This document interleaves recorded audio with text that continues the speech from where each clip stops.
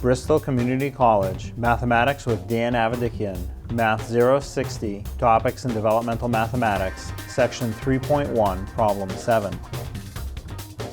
This is Section 3.1, Problem 7. It says write the fraction as a decimal, and the fraction is 784 over 100,000, or 784 100,000ths.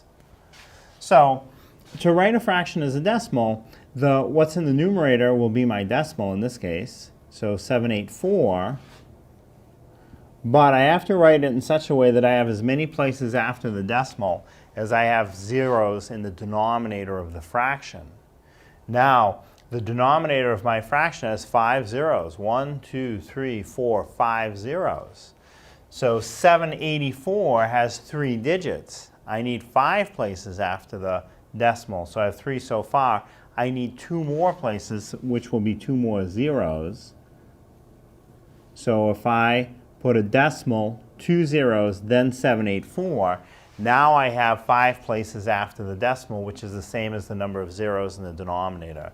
Now you can write it just starting with the decimal point, 0.00784, which is okay, or if you prefer, you can write it 0.00784.